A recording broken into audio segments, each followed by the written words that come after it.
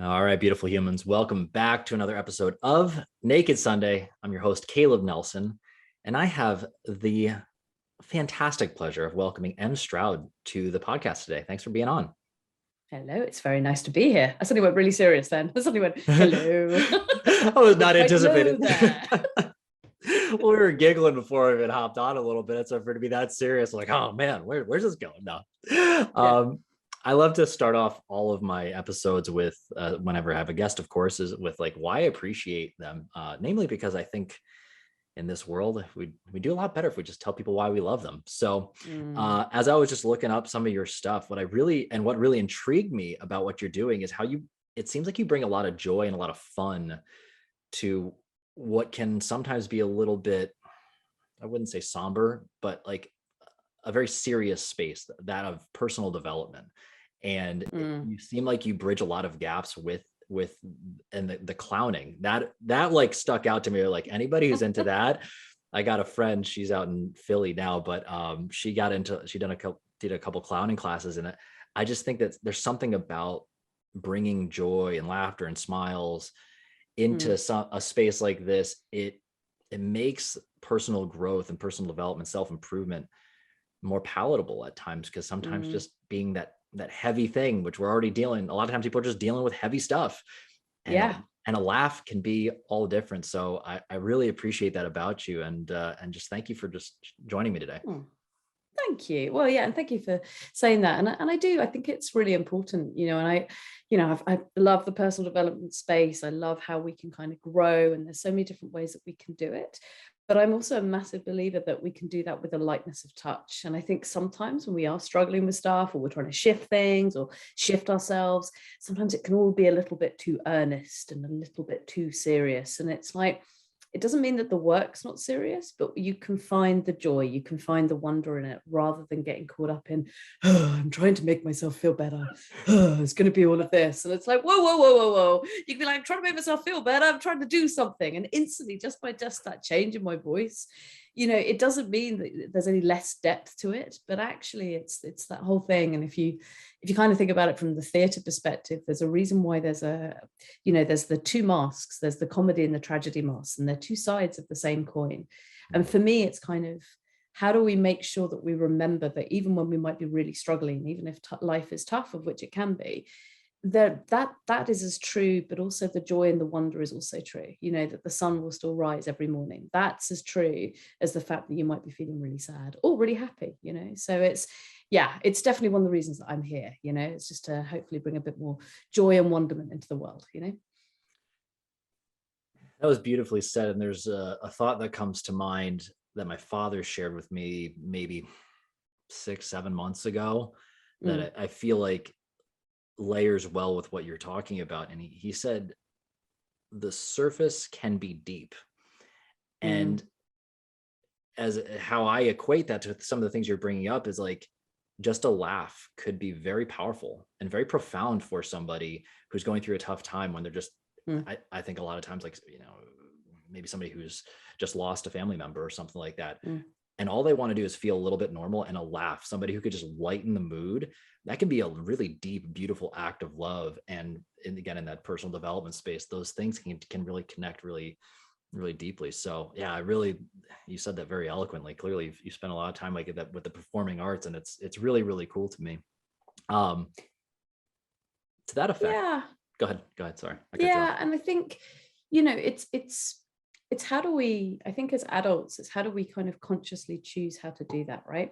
Because I think as kids, when you witness children, they'll probably be really sad about something or really happy about something. But because they're so good about being in the present, what they do is that they allow themselves to feel it, and then they move on. And I think as adults, sometimes I think we can kind of forget about that we have that ability to do that. And I remember there was a little time ago, a really good friend of mine was really unwell, like hospitalized, really didn't know whether he was going to make it. It wasn't COVID, because other things have been happening over and above COVID, kids, and so there was that. And then one of my family members was having a mental health crisis, and they both turned out to be okay. So don't worry, kids, they're both okay. But at that point, it was a weekend where two people I really cared about, I was worried about them. So, my brain was sort of like, wow, okay. And I could feel myself fall into that space. And then my boy, and I've got this amazing 9-year-old son, and he's like, let's play. And I talk a lot about play because I massively believe in it, and I do it, and I play as a clown, and I play in lots of different ways, right? And I must admit, my adult brain was really, really working really hard at that point, and was like, I don't know, I'm thinking about all of these other two people, and I've got grown-up things to do, and I should be doing the washing, and da-da-da. And he went, come on, let's play. And we played this game, which in essence, very silly game. So you have a table tennis ball, and you have to throw it into a glass, and the glass then correlated to another glass on the same sort of thing, which had horrible liquids in, of which he'd chosen. So like, lime soda, like with milk. So it was all kind of curdled, and coffee and some tea, in a kind of 9-year-old boy way. This is the most disgusting thing I can make, right? And we were throwing these balls into these things. And then obviously if I got one in, he had to drink it, and vice versa. And we played for about an hour, right? And did it mean that the rest of my life had suddenly changed? No. But did it for that hour mean that I felt a bit different and my state changed? Yeah. And then for the rest of the day, although I was still concerned and worried and, about my friend and my family member, I could see it from that little bit of distance because we'd laughed. And I could see it because we'd played and we'd allowed ourselves to kind of, to get present, to go back to what I was saying, it's that thing about how we can, as kids, we allow ourselves to feel things and then we move on, which as us adults, we go, oh, the kids, they cried and then they're fine. And yet as adults, we can get so caught up in our heads. And that it was genuinely quite a worrying weekend, but in the same way, that moment of us being able to play shifted something within me. So then the stuff that was going on around me didn't have quite such weight. And that has always stayed as a sort of, as a thing of like, okay, yeah, remember, you can still find fun even in the worst times, I love that. Plus it's just hysterical. Like that, as soon as you just say like lime soda and milk, like only a 9-year-old boy would come up with something like that. It was as truly as disgusting as you can imagine. It was awful because it curdled, and then and then because it took us ages to go in there. Yeah, sorry if you're listening to this episode of Caleb's while you're having your breakfast. I apologize for putting that revolting thought into your mind. Well, you know what? I think there's going to be a lot of people who go out of their way to play this. I think that's hysterical. It's like a leveled up version of like beer pong or whatnot. I didn't want to say it was beer pong, but yes, it is basically beer pong, but with kids. And it's like, but again, it's like, how do you find the joy? And, it was a game that you could play in lockdown, which was cool. I think it's an absolute riot, especially like in a day and age right now where I think people are starving for connections. Something so like it's simple and it's as much as like, okay, soda and milk, yeah, it's gross, but like it's relatively harmless. It's not like somebody drowning their sorrows in booze or something like that. It is a healthier way to really engage and connect with somebody, because around that, it's like you're gonna laugh, but then you also maybe also have another conversation that's going on another time, or not, when sometimes it just is we're playing. And as somebody, part of what's really intrigued me about having this conversation with you is just I've personally struggled with just like free form play in my entire life. Right. I've I'm like, well, what's the structure around play? And it's been like points or winning and sports and that kind of thing, and not understanding just the free form thing. So I find there's just so much beauty in that alone, which is so cool. To that effect, like, how'd you get here? Like, how'd you get into clowning and then bringing it into this coaching space? Like, take me on a journey. Like, tell me your story.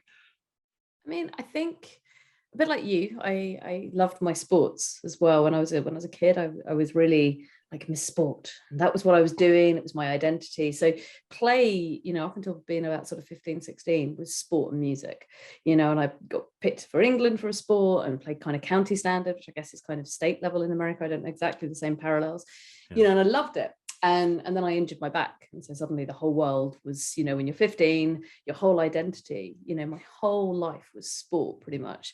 And then suddenly they were like, you got to have 6 months off. And I was like, what?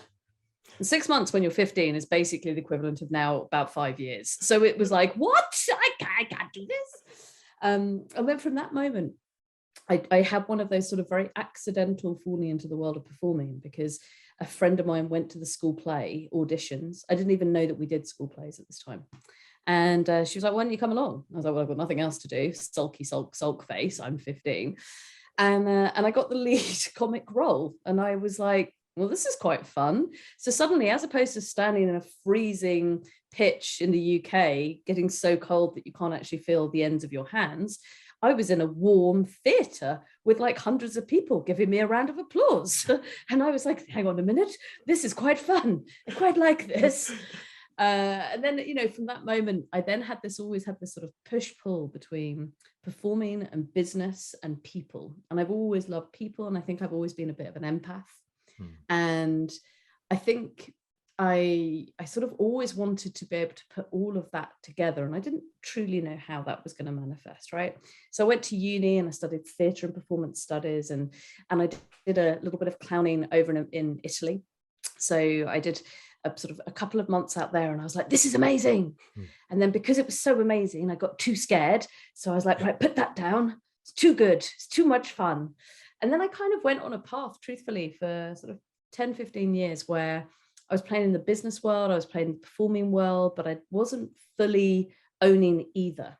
So I was always a bit worried about telling people in the business world that I did comedy, that I was an improviser, and I certainly wouldn't have mentioned the word clown, because clowns are very much misunderstood globally. They're really misunderstood. And what us clowns represent and what we are is really misunderstood. And then, honestly, I think it was about 8, 9 years ago, stuff just started to change for me. I had a child.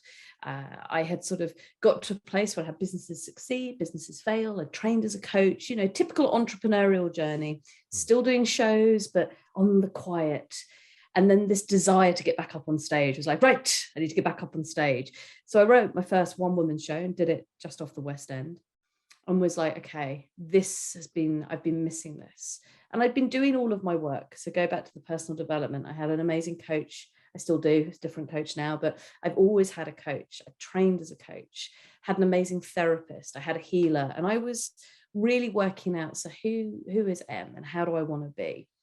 And it was during all of this work that it was like, actually, what's really important is that I want to help the world laugh and think and play. That's my purpose. That's why I'm here. And the way that I want to do that is through performing, it's through coaching, it's through movement making, all of that kind of good stuff. And I think it was 5 years ago, I reconnected properly with clowning. And when I say reconnected, I went off to and worked with one of the top clown teachers in the world. There's probably about 4 or 5, most people would argue about 4 or 5. And I got to work with one of them. And as I was doing this course, all of these different sort of pieces of my puzzle started to make sense. And it was like, oh, okay. So there's about kindness in clowning. There's about, it's about showing up and how are you present, stuff that I talked about for loads of like, how do we get present in life? There was the thing about being playful, which I'd always done in work through improvisation and things like that. And suddenly all of these pieces started to make sense. And my first clown, who's called Orange, who I co-wrote my book with, sort of appeared. And Orange is kind of like the kindest and the most playful and most joyful part of me. And clowns, and my clowns in particular, if you think kind of theatre clown, and what I mean by that is if you think Shakespearean fool, or you think the court jester. Now, we are always the people, we're the truth tellers, right? We're the people that see what is going on, but because we use humor and kindness, we get away with saying stuff that other people can't. And it's only really since the 1960s that clowns became, the kid clowns with the face masks. And there's loads of different things. And then the films and It, which is why people are like, you're a clown, I'm scared, run away. And it's like, no. And then, so from that moment, that's kind of been the last couple of years, how clowning and coaching and my life's purpose kind of has just become really clear. So in a nutshell, there's 43 years of life. I think that's it. Just nice and succinctly done there. That's right, kids. I might look 12, but no, I'm 43. I don't look 12 anymore. I look 25, so it's fine. You are amazing. You brought up something in there that I thought I would go out on a limb, and I think a lot of people would actually gravitate towards that. And it stuck out to me. you had mentioned you found this clowning thing, but you were afraid it was too fun. Yeah. That, can you elaborate on that a little bit more? And have you seen that also in the people you work with? Yeah, I think it can be really scary when you find the thing that you're like, oh, this really makes sense to me. And it's perhaps not the conventional thing, or it's not the path that someone has told you that you should do. Hmm. I was very much expected I should go and study business studies and go and be a grown up.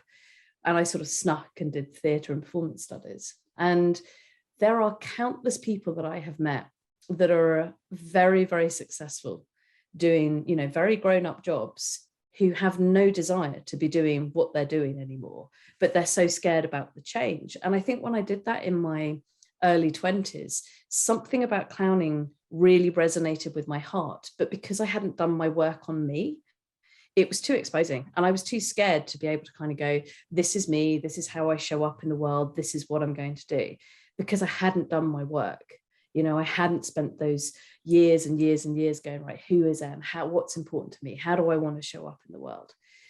And yeah, in my work now, one of the things that I like to hope that I help people do is actually be that, just as you with a coach, and just like you're doing now, asking me these questions, is just when you hold up your own mirror, the thing is that sometimes it can be really scary what you see.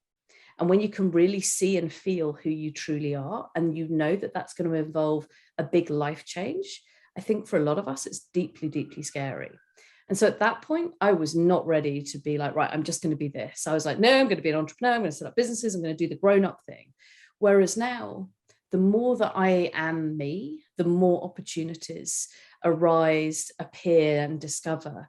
And actually, ignoring all of that, the happier I am. And people sense it, because there's nothing that I don't have any masks on anymore, which I know is slightly ironic because I'm a clown. But that's the thing. It's like the clown is the thing that has enabled me to be fully Em, And like when I was writing my book, it was like, my book's going to be written by me and my clown. So there's two different voices in there. It's not just, hello, I'm Em Stroud speaking. It's me and Orange, because Orange has a different view of the world. So yeah, I think people do find it scary to shift. And when you really know what makes your heart sing, and it might not be what your family, your friends, or even yourself are expecting, it can be really scary. But once you jump in it, then it can also be amazing. I mean, I'd go even so far to say, like, it's almost the only way to stick out nowadays. And especially, Yeah. I would go out on a limb and say you gravitate towards the entrepreneurial minds as well. Mm-hmm. It's a scary and often lonely place, but yeah, to be different is to have to be yourself, which is a strange irony within that.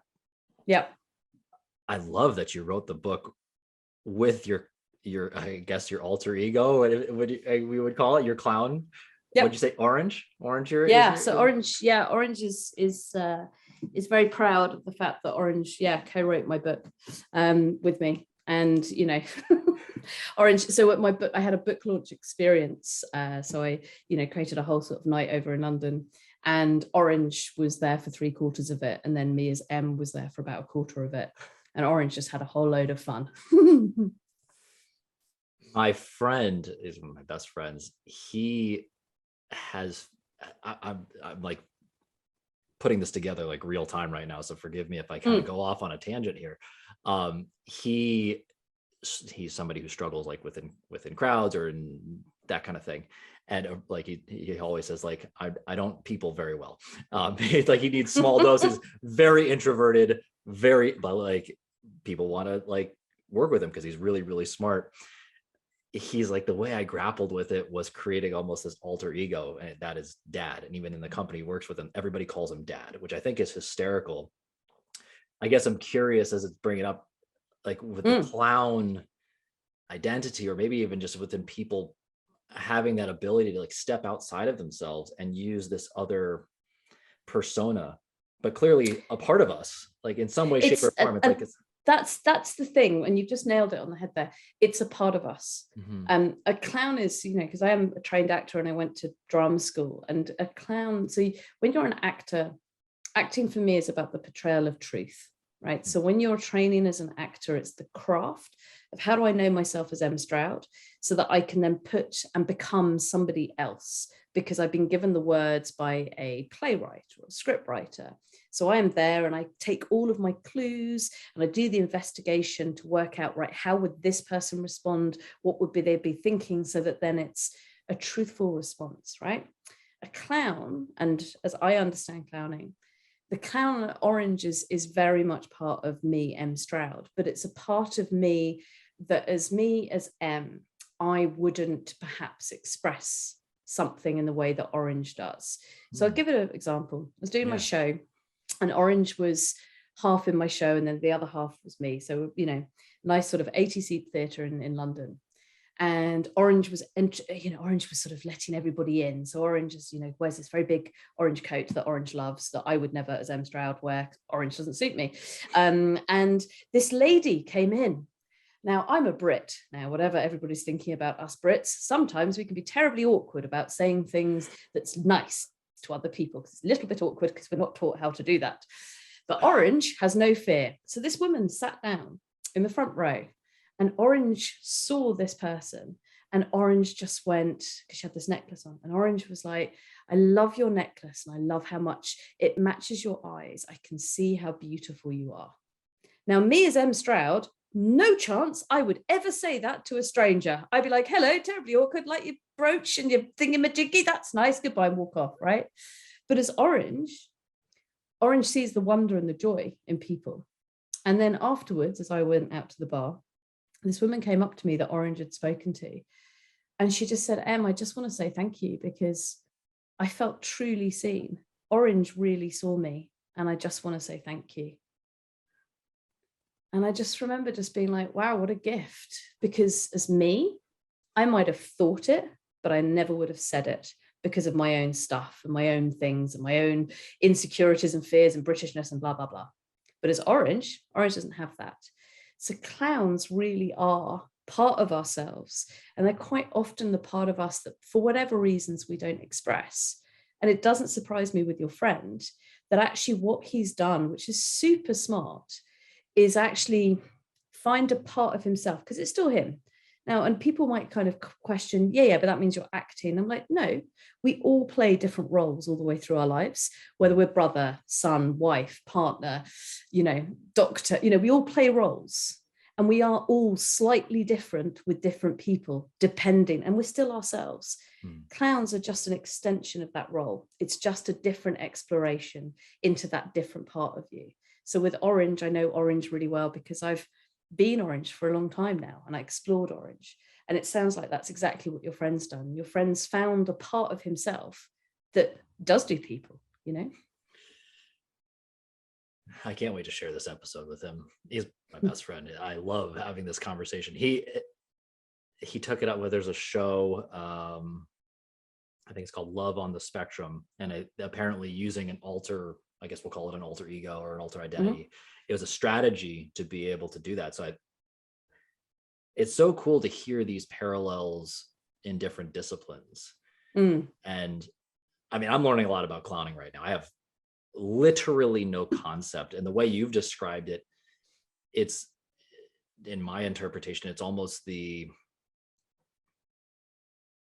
more like the purest form of what comedy is, or like what we think of as modern day comedians. Perhaps that's even the same thing. I don't know if I'm missing the mark on that, but that's kind of how you're seeing it. We get the paint and the nose and the whole big shoes and all that stuff. Like that's obviously a certain frame, type. But what you're talking about is more, it's different, or something where maybe we're seeing it, but we just don't even realize that that's what we're seeing in common quite culture. Often. There's a lot of, if you go back to Charlie Chaplin, if you go back to, if you look at Sacha Baron Cow, there are so many people in the comedy world who use element of clowning. And ultimately, us clowns, we're the observers of life.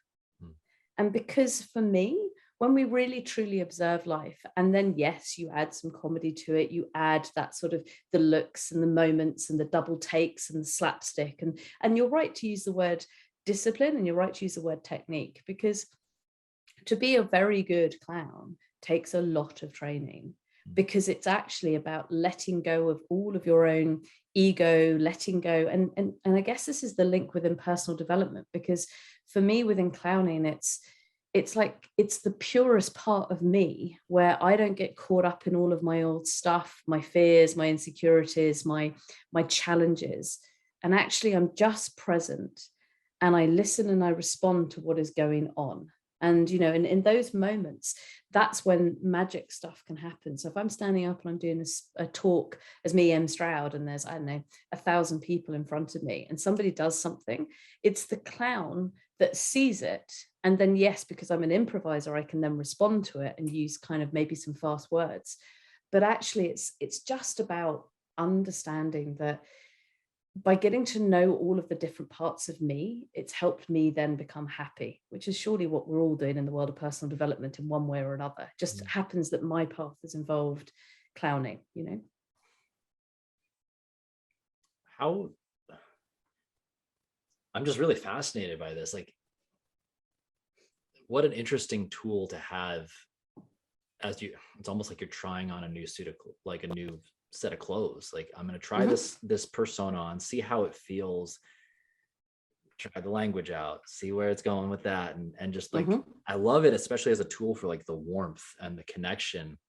I was not, I mean, I've dealt with, I'm fairly warm and like schmoozy in general.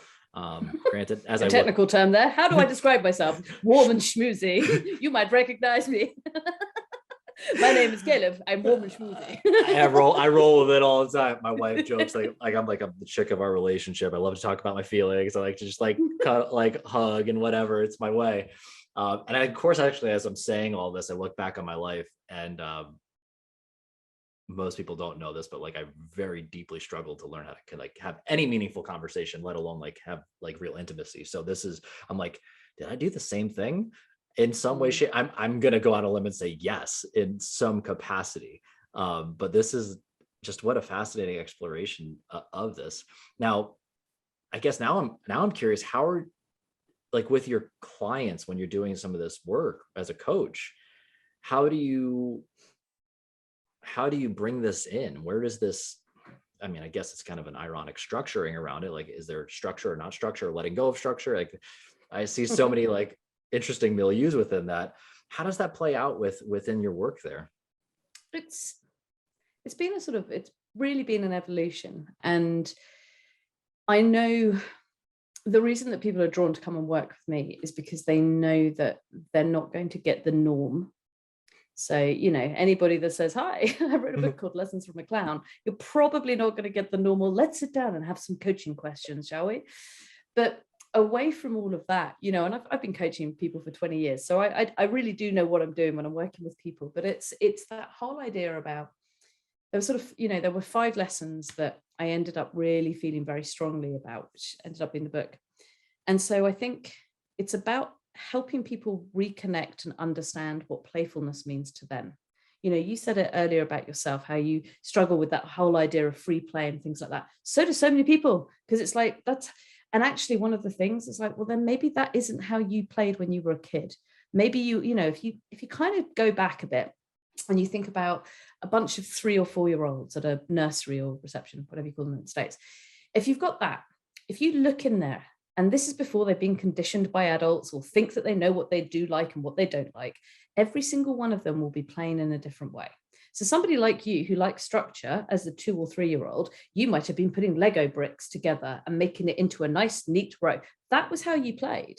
Another kid might have been playing with an invisible friend. Another kid might be playing with a railway piece, right? You get the idea. So there isn't a wrong way to play. And I think this is where our adult brains get really caught up, because we try to intellectualize it. I really struggle with free play. And it's like, okay, because that might not be how you ever played. So therefore, of course, you're going to struggle with it because it doesn't feel natural. It doesn't feel comfortable.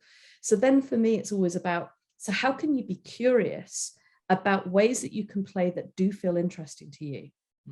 What are the different things that you could do if you're like, right, okay, sport makes sense to me, rules and that kind of play makes sense to me.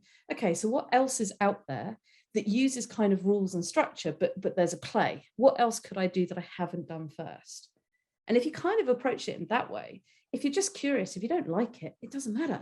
But you're just playing in different arenas. but within the way that you like to play. And of course, you can then you can then assign that to something bigger as well, and kind of go, well, actually, I do want to try free play. So then it's like, okay, so what really interests you, rather than kind of being an adult of like, must get it right.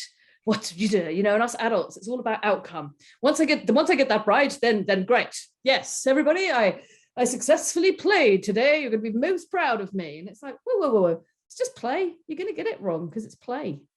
And it's actually just about how do we enjoy the process. So playfulness for my clients is really important. And it's one of those things that if you kind of assign that to all different elements of your life, whether changing jobs or wanting more success or being brave to do different things, when you have that playfulness, suddenly everything becomes a bit more possible. So that kind of underpins what I do. And then it's very much about being curious. It's very much about how can you be present. It's really about kindness, which I think is really, really important. And then it's also about, being properly like, I wonder, how can I accept myself? And that's, for me, it's like one of the biggest things that clowning gave me. And it's what I share with my clients in terms of how can you get to a place where you accept yourself? And that takes the work, that takes time. But in order to do that, you have to allow yourself to be kind to you. In order to do that, you have to be able to be brave. In order to do that, you have to be present, because if you're never thinking about all of this stuff, nothing's going to change anyway. And then if you're playing when you're doing it, then you can have fun while you're really making big differences to yourself. So in a nutshell, it's those kind of things that I knew, and I'd instinctively known it, and I'd trained in many sort of coaching modalities. But once I kind of clarified it, like I said, the different pieces of my puzzle made sense, it then became even easier to then help others, hopefully, find their own jigsaw and put their right pieces in, Well, I even loved your reframing of the perspective around like, we'll just use me as the example then, because I'm here. Just like the judgment I already had around what free play is, and saying like, hey, that's maybe just not how you go about finding that joy or experiencing it, whether it's because we didn't learn how to or we want to. Yep. What's nice about that is it removes the judgment. That's at least what I hear in that. And then from there, being freed of the judgment, we can at least pursue the things we like in a fashion that best suits our abilities and our capacities and our sensitivities and whatever that might be. And then even so, you said after that, it's like, but maybe at one point you do want to explore more, whatever we want to call free play. Let's just unstructured, unbounded kind of idea around that. Yeah, I can see, especially in this modern age where everything is about like, it's result driven. You're successful when you have achieved these kind of like rigid boundaries and structures around things with no give to be really creative. And I, of course, the fear around that is like, without creativity, how do we even grow in the first place? We're just going to get more of the same otherwise. Wow. I love it. I love it. What was some of your biggest challenges along this road? And you're talking a lot about like self-acceptance. What's some of like the beginning? Like, what does that feel like for a lot of people? And for you specifically, I guess. I think I had a lot of my own judgment. So I grew up in an interesting, there's a British understatement for you, an interesting childhood. So my dad died when I was quite young, and my mum was pretty distant, to put it politely. And I think what that left me with was a whole load of, this is what I should, I should be like this, and I should do this. And I think it also left me sort of going, I don't know, am I good enough? All of those things that everybody feels, it's like, well, how do I show up like this? And maybe I should do that. And I think that was my biggest challenge, was having the courage to go, oh, I get it. I am wired a little bit differently, and the stuff that I like doing isn't what everybody else likes doing. And me going off and exploring commedia dell'arte, and then really getting deep into the world of impro, but not wanting to only be a performer, was a real challenge, because it was in essence kind of, well, which box do I fit in? Where do I fit? Am I an entrepreneur? Am I a coach? Am I an improviser? Am I a clown? Am I a mother? Am I this? Am I that? And I kept trying to, I felt this sort of overwhelming pressure that I had to fit into the way that society wanted to see me, and lots of people, we all try and do it, don't we? We all try and put people into boxes and go, oh, okay, that's them. Whether that's, they're Republican or Democrat, we put them into a box straight away, or they're Tory or Labour if they're in the UK, and you put them into a box. And actually, I find that really, really unhelpful. But I put myself into a lot of those boxes. So my big breakthrough, and this was my journey because I am a performer at heart, it's, if there's performing on one side of me and business on the other side of me, I am exactly where I should be now. I'm bang in the middle. But it was that shift of, and for me, it was, as I said, a mixture of counseling, therapy, coaching, and writing my first one-woman show. Not suggesting you all have to write your own solo show, but my first show was called Coming Out of My Box. And it was me, in essence, challenging the boxes I'd put myself into or other people had put me in. And as soon as I aired that, and as soon as I did that show, things started to change, because I couldn't help but see me as a full human, as opposed to, but you're not enough, or you're not good enough, or whatever other things that I'd kind of believed because of my childhood. And that's been the journey. And I think the hardest bit was probably the very first time that, I went and saw my first therapist. And then the next hardest time was the next time I then saw a coach. And then the next hardest time, and every time, and I have a coach now, I practice what I preach. And there's still that moment where I go, whoa, this is a bit too much, Em. I've got Team M, and I talk about this a lot, so I've got a coach, I've got an amazing physio stroke massage person, I've got a healer. I don't really know what she does, but I feel better afterwards. I've got a personal trainer, I've got a business mentor. And there's still times, even now, where there's a younger part of me that goes, it's a bit self-indulgent. You don't need to have all of that. What are you doing? Just crack on. I've got a very strong work ethic. Just get on, just get busy, do more, get busy. And then that's when I have to go, whoa, slow down.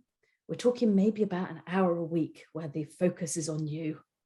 It's not that intense.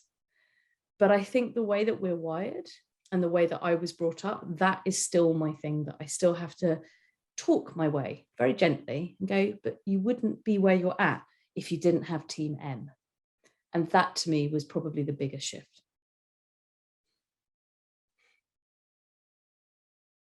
That resonated pretty heavy with me. And I find with a lot of people, there's like this guilt of investing in themselves and allowing other people to be part of their support systems.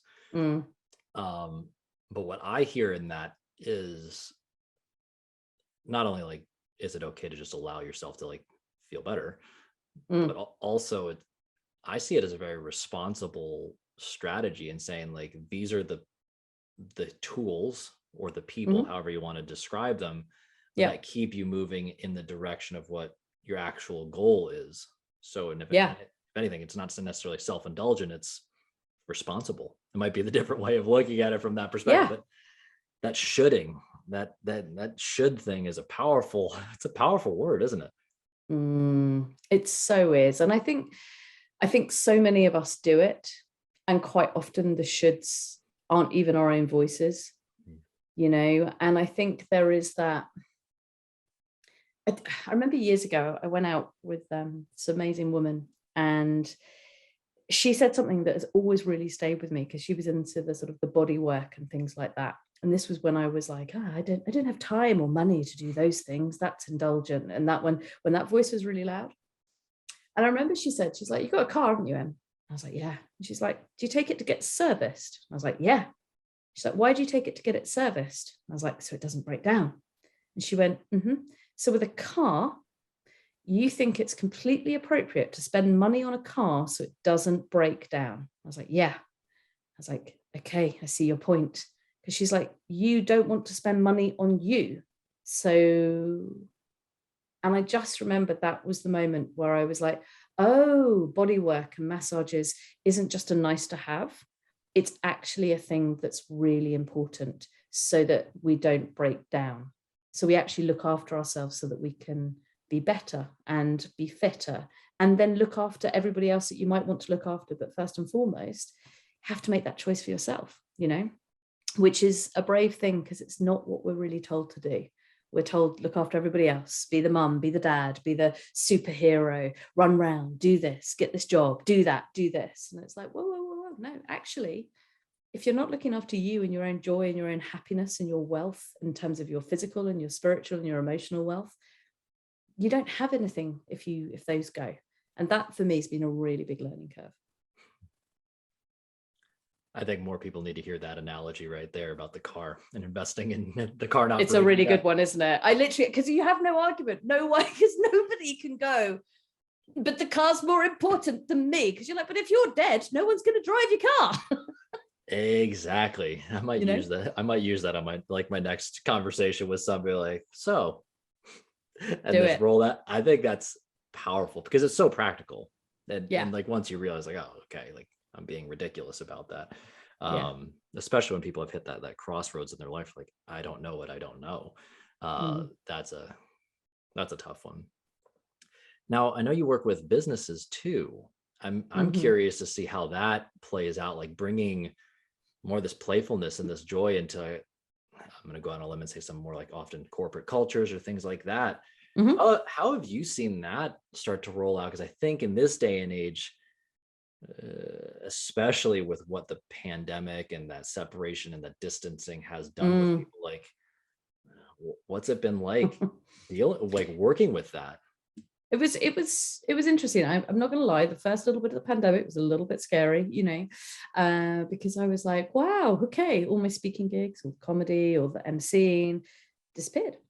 And this was a prime example of of completely forgetting everything that you've learned because you're in blind fear. So I had the first 10 days of when the UK shut down going, and other such noises. Must work hard, must phone everybody, quick, overwork, don't look after yourself, definitely drop everything to do with self-care. Emergency. And then I caught myself.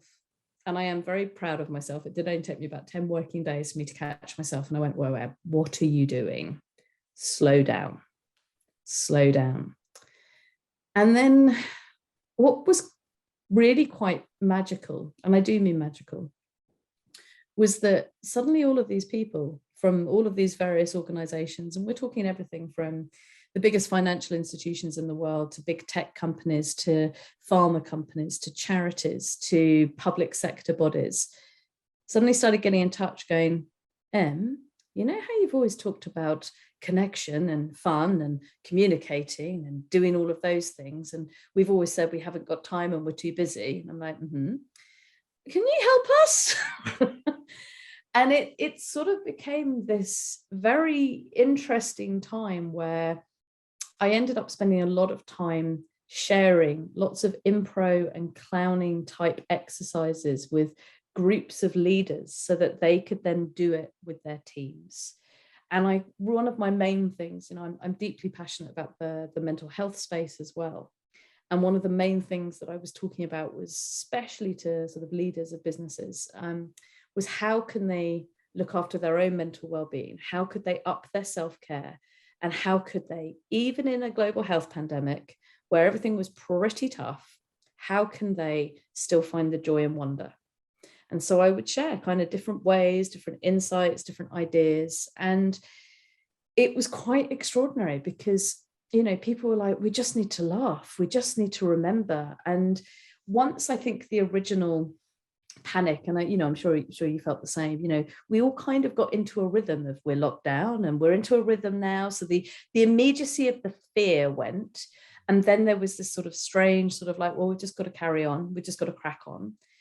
And actually in the sort of latter stages of the first year of the pandemic, it was actually, my word, how do we carry on doing this? Because everybody is getting quite flat.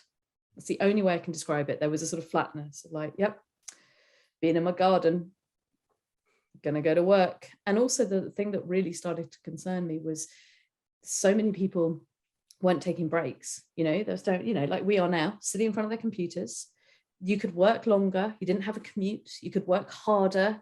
Everybody was fearful. Got to make sure I've still got my job, make sure that I'm working hard, showing up, and all of this stuff. And as a result of that, I ended up spending quite a lot of time, not only coaching some of the top execs, but also and reminding them about their own fun and joy. Because if they as leaders remind themselves about fun and joy, that then goes through the whole organization. But also just doing some gigs, where, I was making up, one of the things I like doing is I create comedy sets for businesses. So I'll write a brand new comedy set all about a particular business and what they do. And, so I was doing that from here, and I'd have like, I don't know, I did my biggest gig during lockdown. I think we had about 5,000 people and me, obviously I couldn't see 5,000 people on my screen. That would be, the thumbnails would be tiny. But you just kind of was like, okay, cool. And I'd written a set all about this company and about their leadership and about their values. And then I rewrote Kings of Leon, the Sex is on Fire. I rewrote that song. So by the end of the comedy set, I was getting them to sing. It's a big gaming company. So I was like, your games are on fire.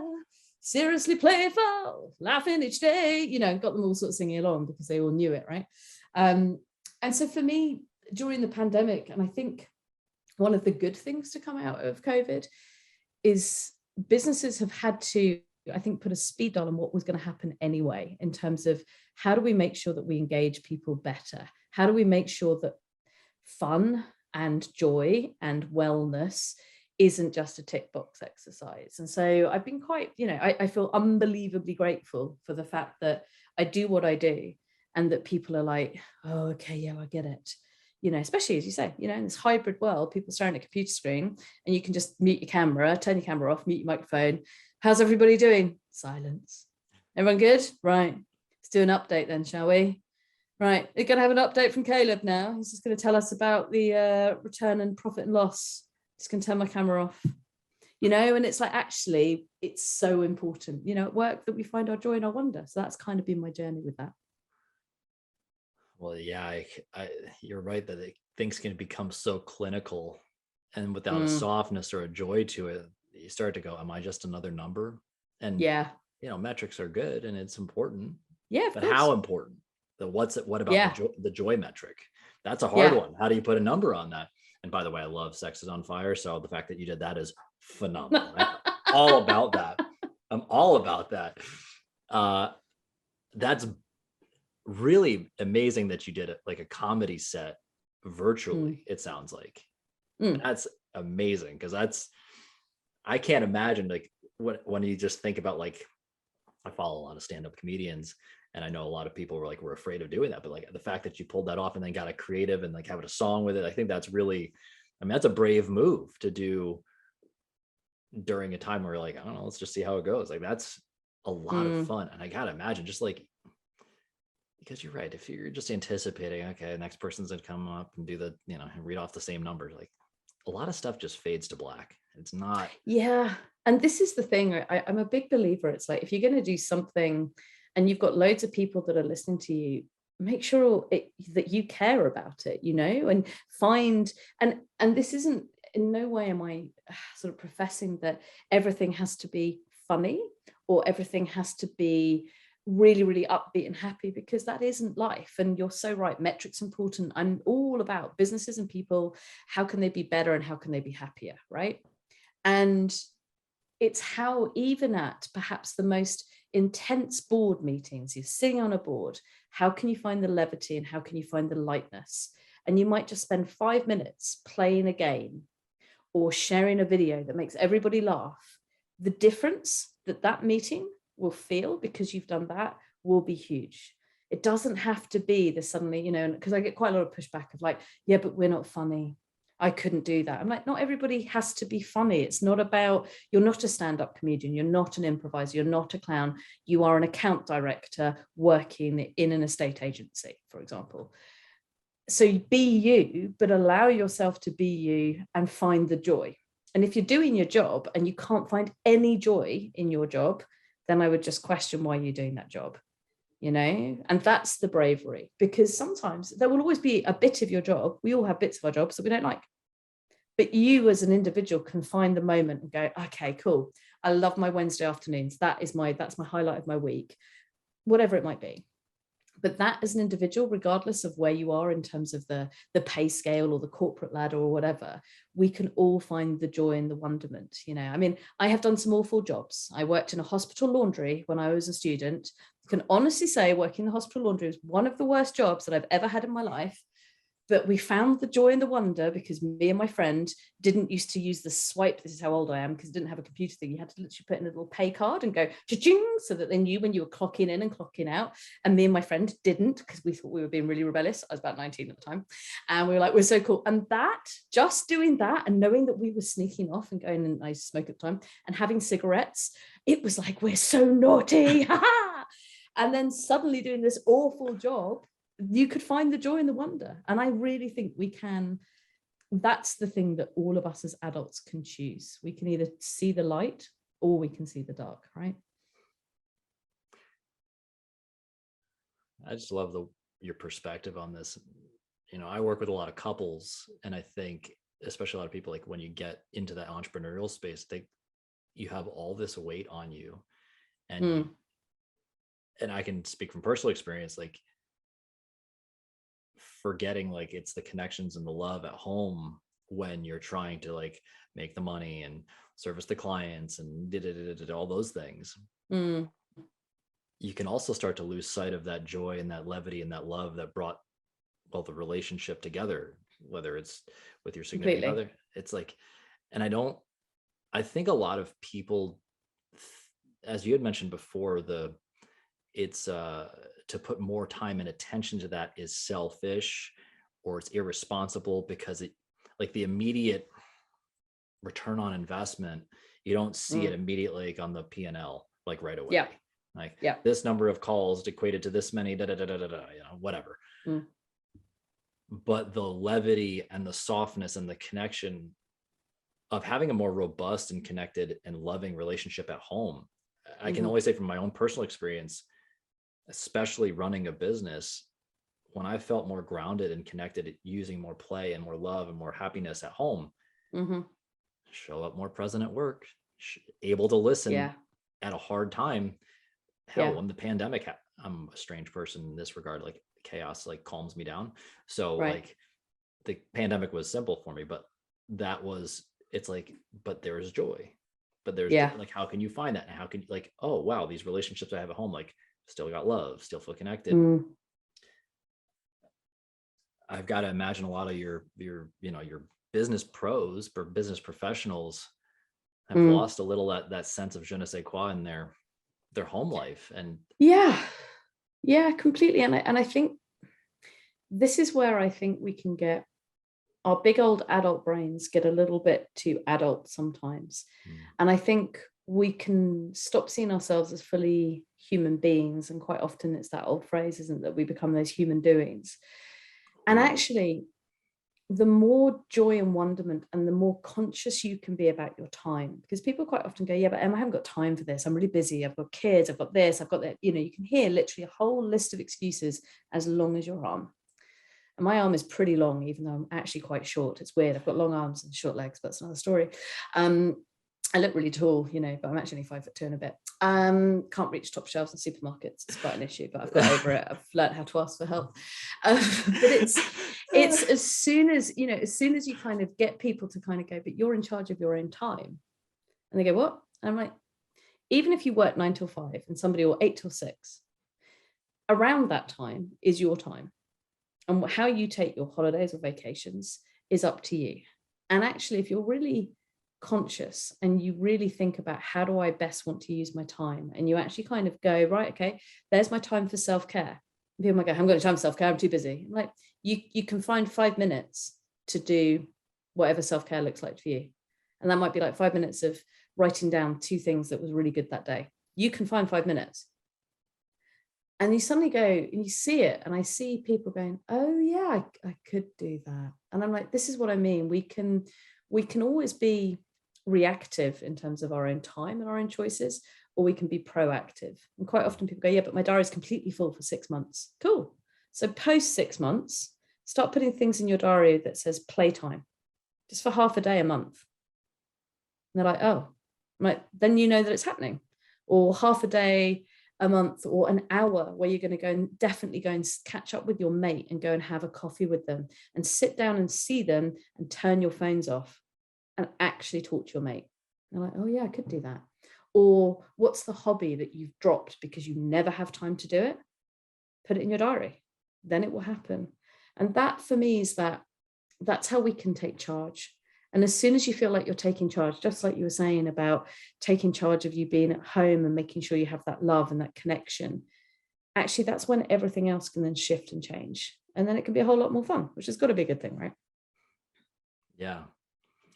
In my perspective and in my experience, when people do that, ironically enough, the practical, mathematical prosperity, financial prosperity, we'll call it that, Yep. also follows. Yeah. It just seems ass backwards, but it comes. Yep. You just got, the payout's a little longer, but I also find, much to what you're talking about, like, well, if you're having fun along the way, it's probably going to keep going too, and it's sustainable. And I think that's what people are not thinking about when we're talking about, like, ultimately enjoying in some capacity the rest of your life. If you're going to hate your entire life, what the fuck are we doing anyway? Like, that's, I don't think we were meant to just hate our life. I mean, that's my personal opinion. So, but and I completely concur. It's like, actually, it's like, you know, there's a very famous book, wasn't there, where it's, you know, the 5 regrets of the dying. And one of them is, I wish I'd let myself be happier. And whenever I'm talking to someone, and, you know, and I work with CEOs and COOs of some of the biggest firms. So you kind of go, success, they've nailed it, or entrepreneurs who are doing unbelievably well when you look at your balance sheet. And quite often they're not actually doing very well because their life is skewed because they've spent their whole life seeking this level of success. And then they get it and then they go, but my kids hate me. I haven't seen my wife properly, etc., etc. Not all of them, obviously. And actually, you know, you're going to look back on your life if you're lucky enough to live to 80, 90, you're going to look back on your life and be like, thank the Lord I sent an extra 20 emails on that night. Or you're going to look back and go, I went home and I played Lego with my kids, or whatever it might be. I know which one I'd rather choose. And it's that thing of, we can choose how we want to live this life. And it doesn't suddenly mean that everything's all roses and just unicorns and other lovely, beautiful things, because that's not life. But then when the bad stuff does happen and grief happens and trauma happens, you can put it in perspective because you've allowed the other things, you know, and you can remember the wonderment and the joy. But if you're already hating your life and then someone dies, then it's not surprising that you feel like, well, what's the point? And that's when I believe the kind of mental health challenges really start to kick in. So for me, it's like, how can every one of us just allow ourselves just that little bit more joy and wonder? And if we do that, you already feel different, you know? I got to tell you, I'm just loving your company. I love your perspective. Thanks, man. And like, you brought us quite a bit of joy and quite a bit of reflection to my own day to day. And I also want to make sure I'm respectful of your time, but that's why I've just got my eye on the clock right now. What other message do you have for anybody before we bring this all to a resolution? I guess for me, it's like, if you've just listened to all of this, and thank you, and obviously listen to more of Caleb's very good podcast, because he talks to lots of cool people that I've listened to some. I think for me, it's, if this has resonated in any way, that before you stop and you get on with your next thing, just jot down, what are 3 things in the next week that you would love to do that will make you feel really great? Doesn't have to be big things, doesn't have to be expensive things, but 3 things that you would love to do that will make you feel great. Because if you get in the habit of doing it, it is amazing how you will then tell other people to do it. Because you'll be like, oh, I did that thing. I listened to this pod and she said I should do 3 things that made me feel great. And one of the things was that I showed up to the gym that day. And another thing was, I've actually started reading my book. You know what? I feel a bit better. Then you tell someone else. And for me, that's the biggest gift. It's like, just give yourself that moment, because I'm literally living proof that since I've done that for myself, my whole life has got a whole lot better. So maybe just give yourself permission to find the joy and wonder. That would be my last message. Mic drop on that one. I am so grateful that I get to welcome you on the show today. Like, I find tremendous value in this. And I hope I can only imagine the people sitting at home and listening to this right now, like, are going to feel the same. Somebody's listening right now and they're like, hey, you know what? I need some more joy in my life. I need some more love and some play, and I need to laugh a little bit more. What would be the best way for somebody to get in touch with you or follow you? So there's a couple of things. My book that I've mentioned, because I just wrote it, so it's quite a big deal for a clown to write a book. We're normally just sort of doing all the other stuff. So my book, Lessons from a Clown: How to Have Courage to Show Up for Yourself and Laugh Every Day. That's out on Amazon, soon other places, but Amazon at the moment. My podcast, Clowning Around the Podcast, to make you laugh and think. So if you go anywhere, you will find Clowning Around the Podcast with me, Em Stroud. And then my website, emmastroud.london, has got all the bits and bobs that I'm up to and stuff like that. And then it's got all the links to Instagram and LinkedIn and all of that jazz. Bips and bops. That's Bits and bobs. I love it. the British little quips. I love that. Well, Em, I'm so deeply grateful for being able to share some time with you today. Thank you so much for taking time out of your day and sharing it with me. Anything else I can do for you before we go? Nah, it's all good. It's been a real pleasure. Thank you for having me on. Thank you, my dear. And everybody, we'll put all those ways to contact and connect with Em in the show notes. So go follow that. And until next time, remember, love everybody.